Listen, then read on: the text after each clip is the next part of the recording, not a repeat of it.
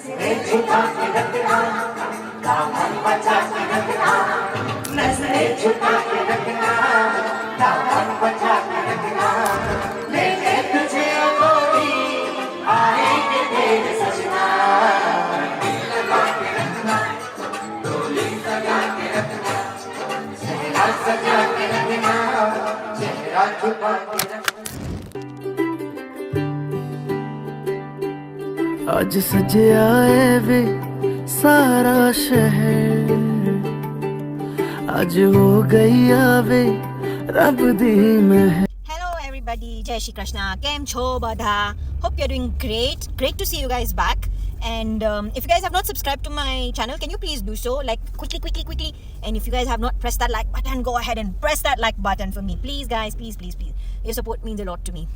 So today we are here to talk about something very interesting which actually came to my mind while I traveled. I'm sure many of you have seen the aeroplane landing and takeoff, which still makes me a kid, I think, in that sense.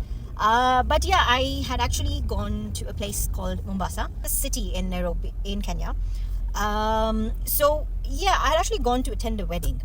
And it's interesting because I think that many of us who here would not know the typical or the customary Gujarati wedding traditions. So I thought I would shed some light.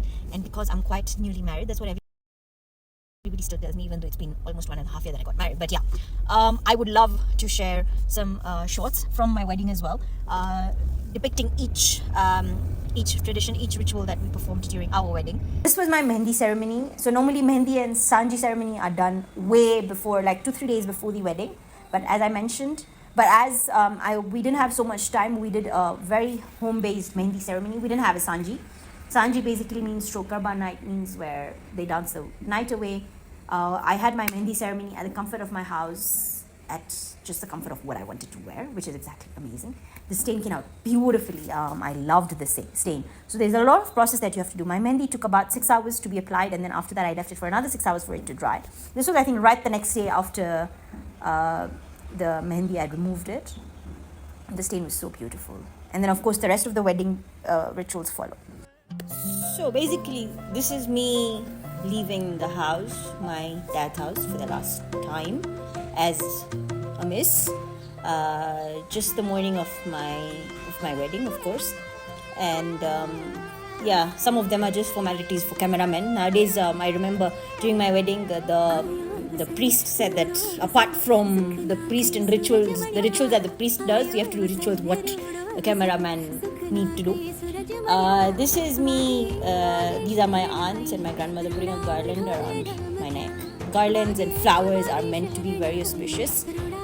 They normally, during any auspicious occasion, they normally do this tikka, which is a mixture of red kumkum and water, and just do a tikka on your head to do auspicious, and then they throw rice to give you blessings, and then they give you something sweet to eat as well, which you'll see in a bit. And they give a coconut. Coconut is believed to be auspicious in all our religion's traditions. So you'll see a lot of exchange of coconuts, a lot of coconuts being given, while the wedding is going on, and just generally there's a lot of coconuts that's involved. I think in all weddings, basically, it may not be just Gujarati, but I think mostly in all Hindu weddings, I think. And yeah, it's just nice. They give blessings just before you leave the house. I was already very emotional.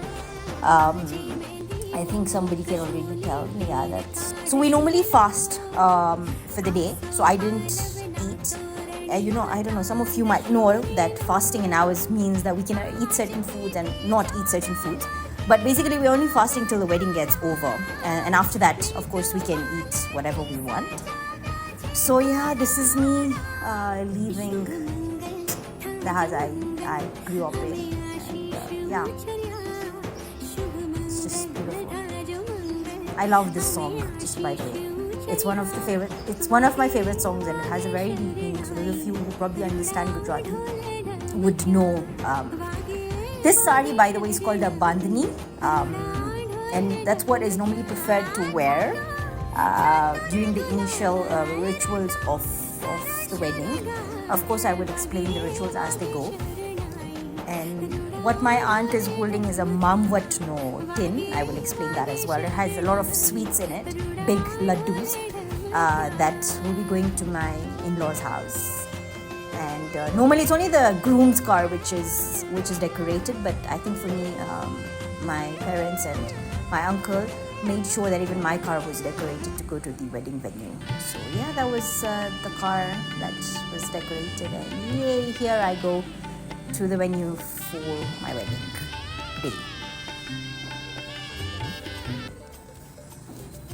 Okay, so next comes in the engagement, which is normally done way prior to the wedding, but sometimes it's done a day before the wedding. Some people do it even 6 months before the wedding. Some do it even a year before the wedding. But it's normally said that, in olden days they used to say that the period between your engagement and wedding is the most beautiful period of your life. Well, for me, I dated for quite long, so we didn't have so much of time when we went to India to get, things done on very separate days. So we had almost everything, all rituals done on the same day of my wedding.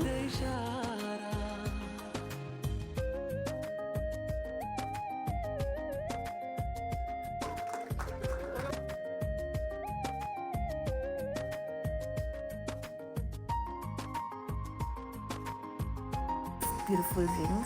And this is now interesting part. So after the engagement, this is a Gordhana ceremony. So these are coriander seeds mixed with jaggery, welcoming both the families. The families basically welcome each other and congratulate each other after the engagement and the ring ceremony.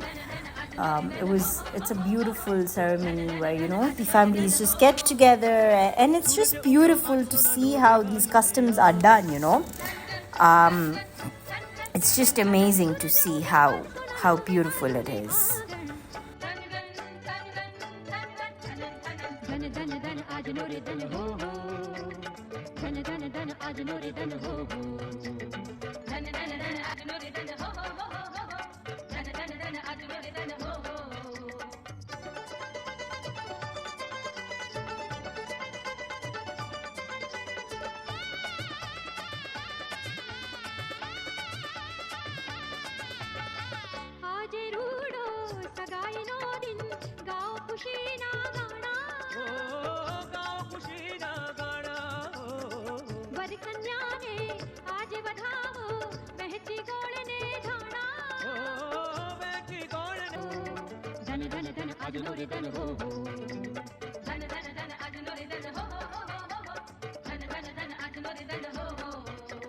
सूरज उग्यो आज सोना no way वायु ने आंगन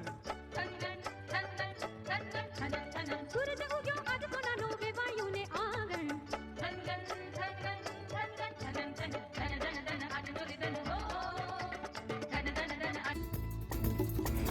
Now what they're going to be doing is a chundri ceremony, whereby they drape a sari on my head, welcoming. So this is the groom side of the family. They're just welcoming me into the family.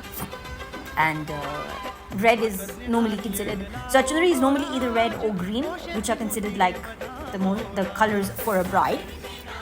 So that's what is normally done. They even give me goodies, which includes bangles, everything. In ours, a Sabhagyavati is given the following things, which include bangles. Then in your leg, they're given rings to wear in your leg. They're giving piles.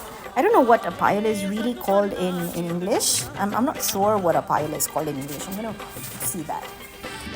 So on the wedding day, the girls' side of the family normally do Grah Shanti, Mandva Murat and Pithi. They're all done together. So right now, what is being done was now the morning of my wedding, immediately after I left my house. This is the Grah Shanti, the Mandva Murat, and we'll see the Pithi come in later on. The Pithi, normally our priest says that, it's supposed to be done after the chundri ceremony. So my Pithi was done after my chundri ceremony that you just saw. So now, why do we do the Ganesh Sthapana is because Lord Ganesha is believed to be the Lord who takes away all the hurdles, and before we start any auspicious ritual, tradition, or function in any, actually, I think in all Hindus, they normally invite Lord Ganesha to bless us and to take away any hurdles that may come. And of course, so they also pray for a happy and married life to Lord Ganesha. Now, Mandap Murat, I will explain when it's been done, of why, and Greh Shanti for the same thing. So these are different rituals that are just done and performed by the priest. So so one more thing, normally for the Mandap Murat and the Greh Shanti, it's the girl's parents that actually conduct the rituals. But since my mom is not with me anymore physically, I had my dad's brother and his wife, who I also consider as my parents. Well, there are options. Different couples can sit for the Mandap Murat and Greh Shanti. Not necessarily that it's always parents, but it's preferably that it's always parents. So it's beautiful.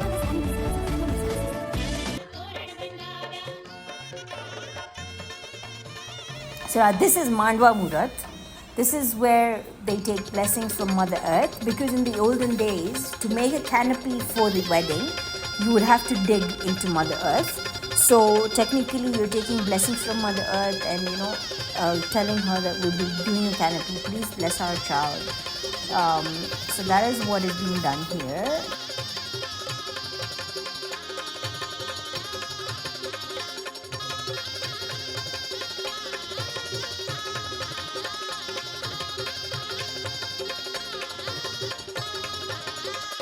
मांडवली डांडिने पिळी थांबली मांडवो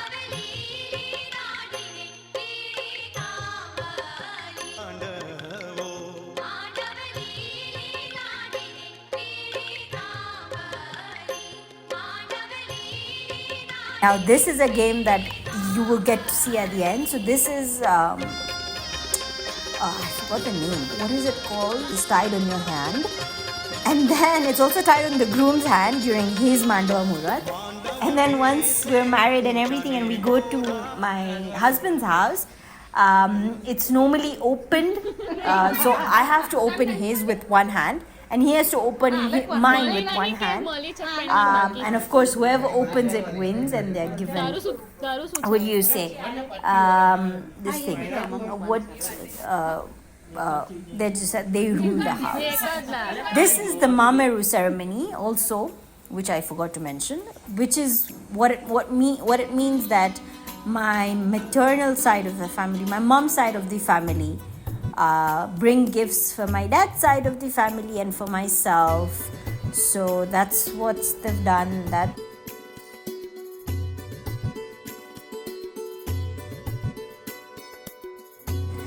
So you can see my grandmother, my dad's mother, welcoming them, with all the gifts. Again, they do tika and all of that is done. Again, that's very auspicious. So this is called the Mameru ceremony, which is also done during the Greh Shanti, the Mandwa Murat and all of that. So this is the Greh Shanti ceremony where, Greh Shanti, whereby you invite all the 9 planets in the solar system for blessings. So different, of course, every tradition, every ritual has a meaning behind it, and which specific planet, god are we praying to. So these are the different kind of things that are done. Of course, the priest recites hymns, mantras, and they're done on that. I think there was a joke the priest cracked at the time, which I was laughing so much about. The Greh Shanti is quite long, by the way. I think my Mandwa Murat, my Greh Shanti lasted for about 2.5 hours, or even more, I think, actually. 2.5 hours. But now, I think in olden days, it used to be very, very long. Nowadays, I think even the priests do shortcuts and finish it fast. Even during my wedding, I think the priest had done quite a number of shortcuts with that, which I know of. And I will definitely let you guys know on what shortcuts he did. But it wasn't even his fault. We were also running quite late for the wedding. Our wedding was supposed to start at 4 p.m. and instead started at 6 p.m. So the poor priest had to rush things. But I think that's how normally weddings are. I don't know if weddings ever are started on time. Well, if weddings do start on time, especially us Gujarati weddings, I think those people should be given awards. This is just us putting, I don't know what this is called. I think this is called,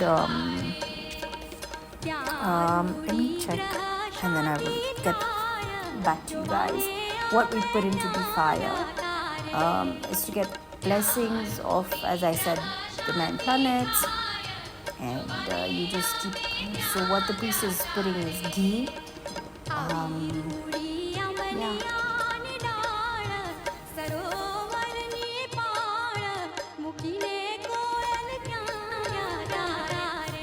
Now this is called Bidu Om Vanu. Good question. I mean, this ritual is, I don't know if it's just for us Gujaratis or is it also for other Hindu people, religions. I don't know if it's just us or just, as I said,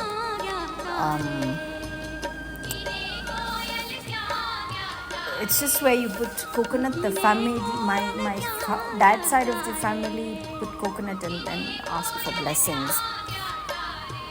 So yeah, Pithi ceremony. This is where now, you know, in olden days they were never used to be facials and stuff. So turmeric, sandalwood, rose water all was combined and put on the face or legs of the bride and the groom.